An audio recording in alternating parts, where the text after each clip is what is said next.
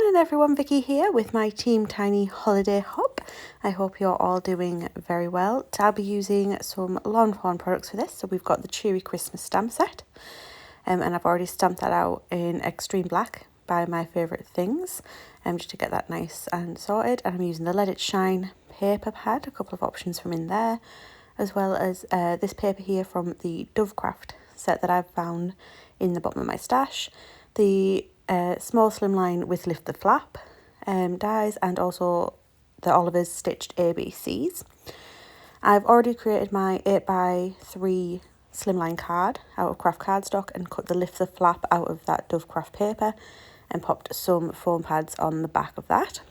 I've cut out Ho Ho Ho in 3 different papers from that Lawn Fawn paper pad, and I'm just going to be attaching those to each of the little flaps so that the front of the card says Ho Ho Ho.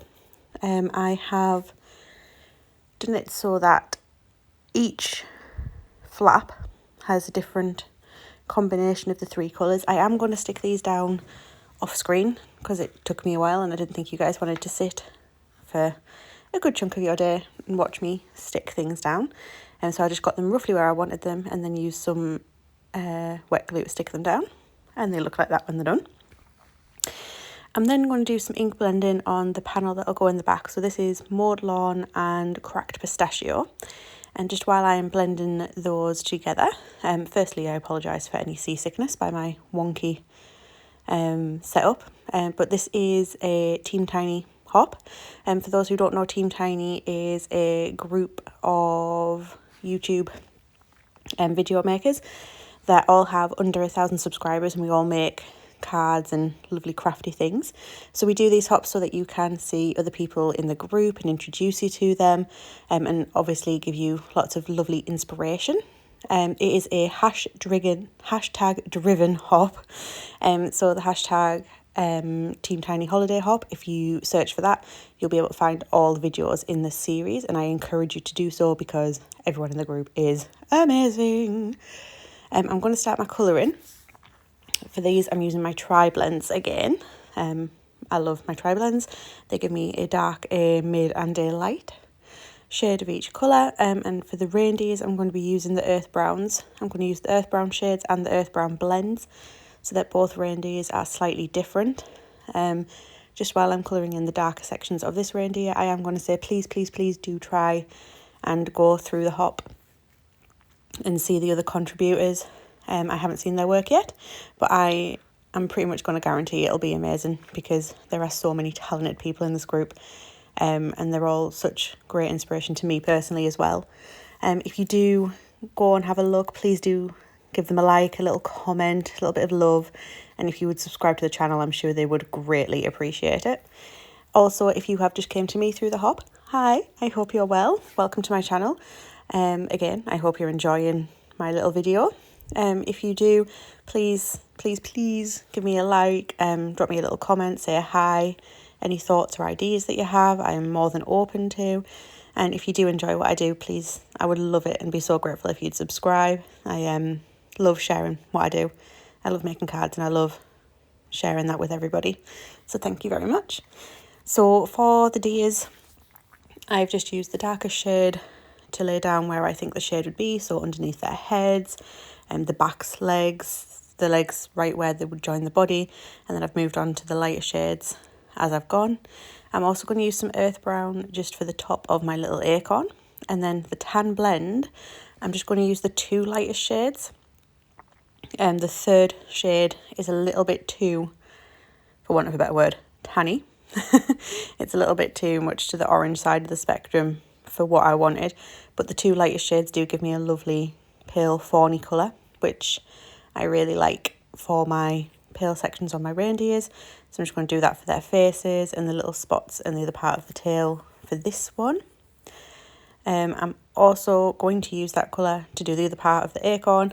However, I forgot to do it at this point, so I will come back and do it, and you'll see me do that in a bit. I'm using some dark greys just to do the little hooves on the bottom of the reindeer's feet. I didn't do any blending on that because it was such a tiny area, the same as the pale pink in their ears, such a tiny area, there was just not enough room for a blend. I'm going to use the fair skin to do the antlers on this little reindeer.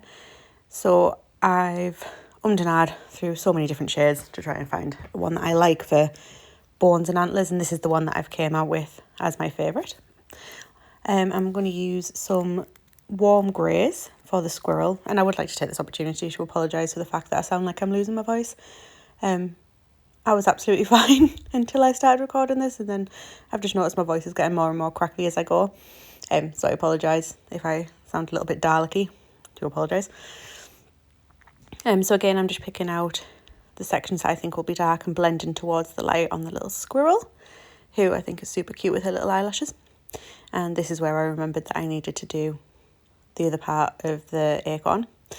I did want to keep the colour palette for this quite simple, so I'm going to use the dark red shades to do the ribbon on the acorn and to do the Santa's hat, and just even in the small areas try and squeeze in a nice little 3 colour blend for some effect. I'm going to colour 2 of the little fairy lights in red, and then I'm going to colour 1 of the presents and a bow on a different present in this red combo as well. I really didn't want to put too much colour, or too many different colours rather, on the colouring, just because the front of the card itself is quite colourful and busy just with that patterned paper, and I didn't want the inside to be too crazy as well and become a bit scary. So I'm going to use Alpine Green to colour in 2 more of my little baubles, and also another present and another ribbon. So my plan is to just have 3 other colours apart from the animal colours, which I did manage to do. I had to do a little bit of thinking to try and work out which present would have which colour, so that they didn't end up with the same colour bow and present on one present, which all sounds very complicated, but it wasn't too bad. So I managed it. And then this is the gold yellow blend, so I'm going to do the last of the fairy lights, and then I'm going to colour in this present here in that goldy colour. I do love a good traditional Christmas gold, green and red. I think there's something very soothing about that colour palette. It really does make me feel very festive, so I do like that in my little presents. And I'm going to cut those out with the corresponding dies, and I'm just going to pop those to one side now that they're nicely cut out. So assembly time. So I've got my card blank, which I'm just going to open out, and then I've also got my panel. You'll see that this looks a bit splodgy. This is the back of my ink blended panel. I had tested a few different shades of greens and reds to decide which colours to use on the back of it, which is why you can see that now, because it's the back. But when I flip it over you won't see it, so it's fine. And then I'm just going to position this in the middle of the card with some wet glue just to give me a little bit of wiggle room. It doesn't go quite to the edges, but I didn't want it to show once I put the main front panel on, which is what I'm going to do next. So I just needed a little bit more space, so I had to move them out of the way again. I find it easy to put them down once it's flat as well, just to be able to see the edges a little bit clearer. So I'm going to take all the backing papers off my foam tape, and that bit didn't want to come off. And then just a little bit more along the bottom, and then I'm going to probably stand up, as I always do, just so I can get right above it, so I can see better what I'm doing, to get a nice straight positioning, because I don't want that to go crooked, because that would be devastating at this point in the card making process. And that went on nice and smooth. Give it a nice good firm press down, because obviously there is quite a lot of thin strips of foam pad there. And just check all my flaps open nicely, which they do. And then it is positioning time. So I'm going to put this little reindeer in this one, and I'm going to weave those Christmas tree lights in amongst his antlers.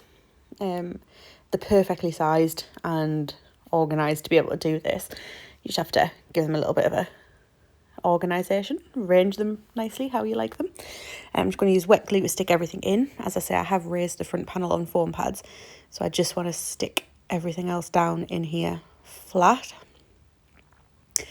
So I'll get it positioned, and then I will use just a heavy tub of gilding wax. So it's the heaviest tub I own. I'm just taking the little bits of extra glue off, and it just fits nicely in those little spaces, and that'll just weigh that down just for the glue to really stick. I do apologise that quite a bit of this is now cast in shade. I was recording this in the afternoon, and as I was making the card it just got darker and darker because it's winter in the UK and it does it all the time.